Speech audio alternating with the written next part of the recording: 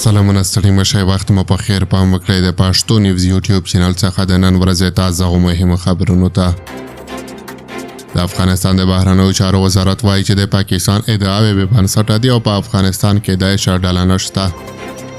د افغانستان د بهرنیو چارو وزارت په ملګرو ملتونو کې د پاکستان د استازي د ادعاو په غبرګون کې ویلي چې له افغانستان څخه سیمې او نړۍ ته د ترهګرۍ ګواښ نشته او کومې امنیتي پیښې چې رامنځته کیږي عاملان یې په پاکستان کې دي.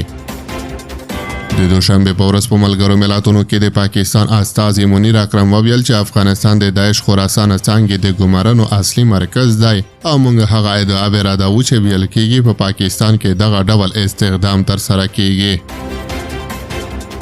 اکرم د ملګرو ملتونو د امنیت شورا غونډې ته د وینا پر مهال وویل چې د داعش په ګډون د افغانستان د ننه لا شلو ډېرې وسلوالې ډلې فعالیت لري.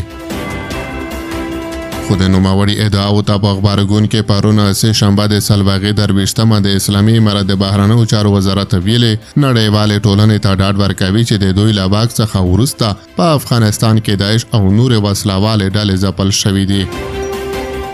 اعلامیه زیاتوي چې په نړیوالې ټولنې غږ کوي چې ځینې هیوادونه د دې پر ځای چې خپلو کورنیو سیاستونو کې د سامانونو له لارې خپل سیاسي امنیتي او اقتصادي ثبات ته کار وکړي هڅه کوي چې افغانستان د ناسمو تبلیغاتو له مخې بې ثباته وښیي. په اعلامیه کې ویل شوي دي چې پاکستان د اسلامي امارت او نړیوالې ټولنې ترمنځ بې باوري رامنځته کوي. په ملګرو ملتونو کې د چین سفیر فو ګانګ د دوشنبه په ورځ د امنیت شورا په غونډه کې وویل چې داعش او څو نورې ترهګرۍ ډلې په افغانستان کې فعال دي او له یو بل سره همکاري کوي.